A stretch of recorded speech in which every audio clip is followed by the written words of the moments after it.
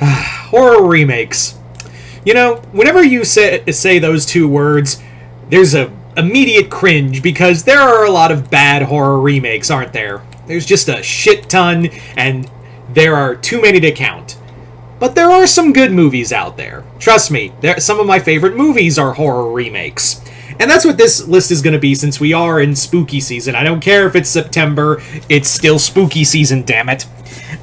So yeah, I'm going to be talking about my top 10 favorite horror remakes. As always, this is just my personal opinion. This is just how This is just my personal list. If you think a movie should be higher or lower or not at all on the list, that's totally fine. Although you'll probably see some recurring favorites for a lot of people on here. But there are some that'll make you go, really? But yeah. So, as always, I'm always excited to see what you guys have to say about this list. So yeah, please, comment below, let me know. Other than that, let's get started. But first, actually, before we get to the top 10, let's talk about some honorable mentions that just missed the top 10. So, The Wolfman. I know it's a movie that does have its major flaws between acting and everything else, but it did bring that gothic atmosphere, gore, and it's a shining testament to Rick Baker's work on practical effects. Is the movie perfect? No. I think it's highly underrated, too, and it didn't deserve all that hate, honestly. Anyway, next up, Quarantine, a movie that I did really like, but then you compare it to its Spanish remake, Rec, you can clearly see that, like, there's a clear sign of, damn, Rec just did it better. They wrecked them. I'll never do that joke again. The Ring, solid atmospheric horror movie, that did bring in the wave of Americanized remakes of Japanese horror movie, that whole era. But but still, it was pretty good. And Friday the 13th, a remake that just took the beats of a typical Friday the 13th movie and just put them out there. It's harmless, really, compared to all the other horror movies that got remade. And there is another one. We'll get to that one later, but. And don't worry, Nightmare on Elm Street, not on this list. Not by a long shot. Anyway, so let's get started with number 10. Kicking off this list is 13 Ghosts. And already everyone's going, wait, for real? 13 Ghosts? That's the movie you're picking right out the gate? Yeah. 13 Ghosts is again, it's not a good movie, but it is a stylistically cool film with very cool practical effects, especially done with the 13 Ghosts, whenever you do see them. I think there's some solid kills in the movie. I think there's also some great jokes coming from Matthew Lillard's character. I think the movie really does have a lot is a pretty strong film. Strong in the sense that it's like, it's cool to look at. It's nice eye candy, especially when you see the ghosts. Everything else, yeah, it's not a movie you would pop in all the time, but it's a fun garbage film. Next up at number 9, The Texas Chainsaw Massacre. This was a movie that, out of all, the bar is so low for Texas Chainsaw Massacre movies that it's really hard to find one that isn't bad of these remakes and reboots. Although I am a staunch defender of Texas Chainsaw Part 2, this movie is the closest we've gotten so far stylistically and tone-wise to the original movie. And Arlie Ermey playing the patriarch of the family is a solid pick for this role. I think he plays a great villain in this movie. Among other things, I do think that the film has some great kills and also some great camera work, like the bullet hole going through the corpse of the woman who blew her brains out. Yeah, and it does its best to be trying to give a lot of love to that original film. Although yes, it did kick off the era of horror remakes. It didn't, it still did a pretty damn good job. Anyway, next up, The Wax Museum. No, before we go any further, no, this is not, I am not referencing the, I am in no way referencing or talking about the Paris Hilton movie. I'm not talking about the Paris Hilton movie. The movie I'm talking about, I'm referring to when it comes to the Wax Museum, is the 1950s Vincent Price movie. Yeah, for those who don't know, that's a remake. It's a remake of a 1930s film of the name of Mystery of the Wax Museum. Yeah, remakes have been around. I don't know if anyone knows this, because it seems like people think like it's an alien concept, and probably because,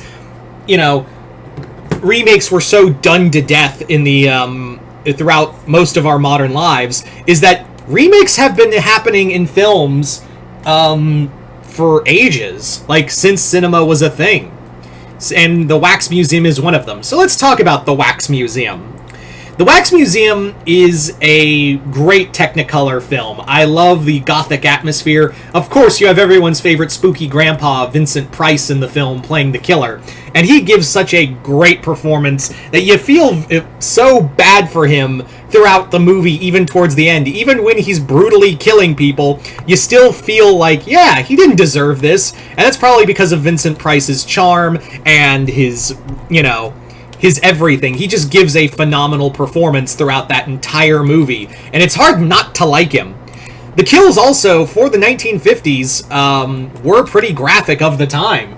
I also like just there's some great banter in there. Also, that scene where because this movie was shot in 3D. This movie was meant to be an early 3D film.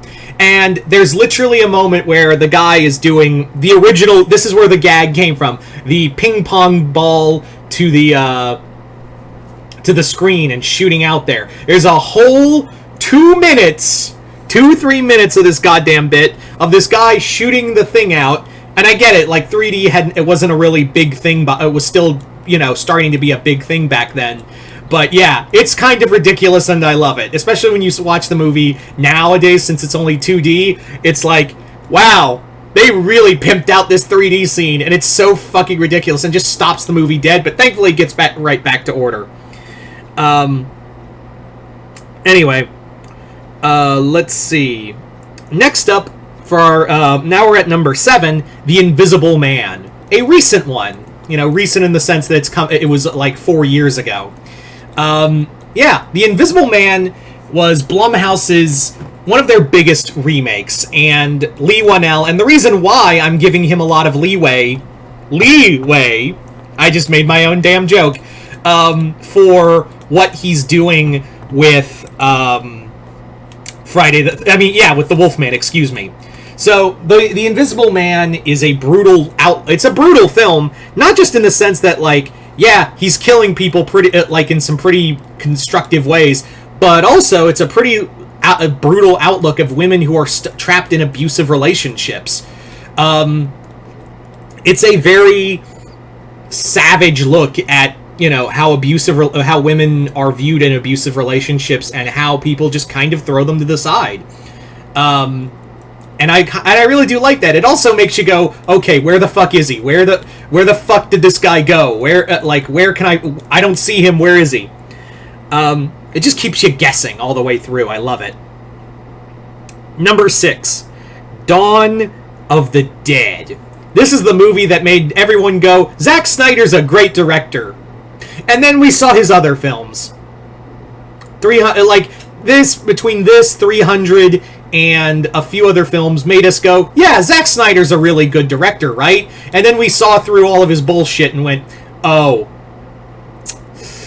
Although I have heard interesting things about his new animated show, Twilight of the Gods, on Netflix, so I may or may not have to check it out. I'm just like, man, I'm burnt. Like, between this and between Rebel Moon and the Snyder Bros for Justice League, yeah, I was just kind of burnt out, so that's why I kind of kept my arm's length. It looks cool animation-wise, but, again, I was just so burnt out by everything from the Snyder Bros and the Snyder Cut thing. I was just like, and I saw a bit of Rebel Moon, and it made me want to die on the inside. Anyway, so Dawn of the Dead. This was a solid remake. Making the zombies faster was awesome. You really feel for all the characters.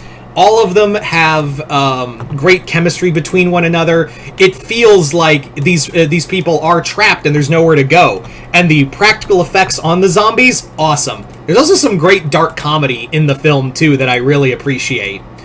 So yeah, it's a great, gory, good time, and one of the best horror remakes of the early 2000s. And again, it put Zack Snyder's name on the map. For better or for worse now, but still. Next up, at number 5, The Fly. I think we all kind of knew, even if you don't like a lot of horror remakes, chances are you probably like The Fly. It's one of those horror remakes that is better than the original film. As much as I love the original Vincent Price movie, this one does do a lot better. Jeff Goldblum gives a great performance as Brundle. His and Gina Davis's relationship is really heart-wrenching at times, and this is the movie that put, much like with Zack Snyder and Dawn of the Dead, this is the movie that really made people like look at David Cronenberg and go, "Oh, that's what you're capable of! Wow!" The Fly remake is a solid piece of horror, and especially of body horror, and the practical effects are just amazing, and the gore is still sickening to this day. I've seen this movie a lot. I've got it on Blu-ray alongside the original 1958 version. Yeah, I got both. I got both versions. I love both. But the Fly one, if I want to be disgusted, yeah, I'm gonna be watching the 1980s Fly. Now, moving on now to number 4. Number 4, we're going on to another horror remake that put the director on the map. And that is The Hills Have Eyes from Fede Alvarez. Again, we see Fede Alvarez's horror career take off, especially with Alien Romulus and everything else behind it, and, Don't Breathe, even though that movie I don't think is very strong. I know he didn't direct the Texas Chainsaw Massacre requel, but he had a hand in it, and it still put the scars there. But Alien Romulus was a strong... And, of course, you had his... And you're also wondering why... I should have mentioned this before. If you're wondering why I haven't put the Evil Dead remake on this film, is because it's not a remake. It's now in canon with the rest of the universe, thanks to Evil Dead Rise. So I don't consider it a remake anymore. In fact, that was always kind of what Alvarez wanted to do with the film, is that he wanted it to be kind of in canon with the rest of the movies, like a lost chapter. So now it just basically confirms what everyone said, is that, yeah. So yeah, that I should have mentioned that before, is that Evil Dead is not on this list because it's not a remake. It's just a part of the universe. So I was like, yeah, if it's canon to the original universe, then it's not really a remake now, is it? Anyway, getting back to on point, Hills Have Eyes is another disgusting, brutal film that really takes the original concept of Wes Craven's original movie and just cranks it up to 11. There are just some solid kills, solid monsters, and you really feel for the family too. You really do feel for everyone. There's a great chemistry between all the characters, and you really feel bad for when one of them dies. And this movie's just as uncomfortable as the original. If you know what if you've seen the movie, then you know what I'm talking about. Now we're at the big 3, and it's starting at number 3 is going to be a very controversial pick of this movie being so high. The Mummy. Yep, the 1990s movie, The Mummy. A movie that, yes, it is a remake of the original film, and it's not really a horror film, it's an action horror movie. More so, the second film became more adventure, but this one really has some of the best gags, some of the best writing, and best storytelling, and the CGI effects still hold up. It takes the original concept of the original film, and don't get me wrong, I love the Boris Karloff movie, but there's just a charm there to the 1990s Mummy remake. There's such a charming feel to that film, and the adventure and the adventure feel to it, and there are some genuinely creepy moments, like what's his name, Stephen Sommers.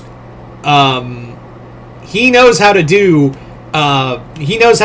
horror when he can. He clearly has he clearly loves the Universal monsters. That was very evident in Van Helsing, which is a movie I will defend to my very last breath. I will defend that movie to my dying breath. In fact, I might even do a video gushing about that movie. Anyway, getting back on track. There's nothing. Is this movie great? Yeah, it's fun. It's a fun adventure, and you see why when they did the 2017 remake that's tried to kickstart the Dark Universe. You really do see this kind of level of love and defense for that original for this movie, because it didn't have that charm. It didn't have that energy that the original film that original film, I mean the 90s film, had. It had a whole franchise. Hell, it has the best ride at Universal Studios. Do not fight me on this. You will lose. The Revenge of the Mummy is the best fucking ride at Universal Studios, and you can't tell me otherwise. I don't care how cool Hagrid's motorbike adventure is. I don't care how cool Velocicoaster is. Damn it, Revenge of the Mummy is the best dark ride / coaster in the fucking ride, and I will not be told otherwise on my channel. Where was I? Oh, right, the list. So yeah, Mummy number 3. Told you it was personal taste. Number 2, The Blob. The Blob is a gore fest. It is a disgusting gore fest that takes everything of the original film and just runs wild with it. If you thought, they do everything in their power, and keep in mind, every Blob thing you see is practical effects. It is they do some straight up body horror in some scenes, and how they, it's a miracle and amazing how they manage to do so much with that Blob and still make it practical effects. It's a great movie. It's a solid film of the 80s, and as much as I love the Steve McQueen movie, kind of like this one a little more, because again, you care for the characters. I love the effects of this film, and it's just a splatter fest, both blood and blob. So here we go. At number 1, what is my favorite horror remake? If you've been on this channel long enough, and if I haven't brought it up already in this list, you probably know what number 1 is. It's The Thing. The 1982 John Carpenter masterpiece. That is The Thing.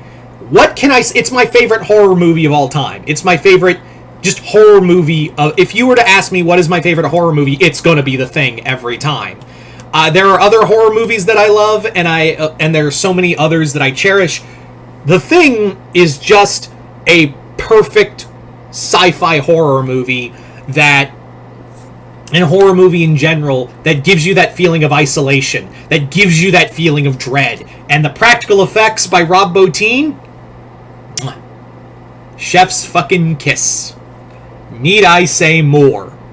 You probably already figured out what number 1 was if it wasn't going to show up on the list, but still, yeah.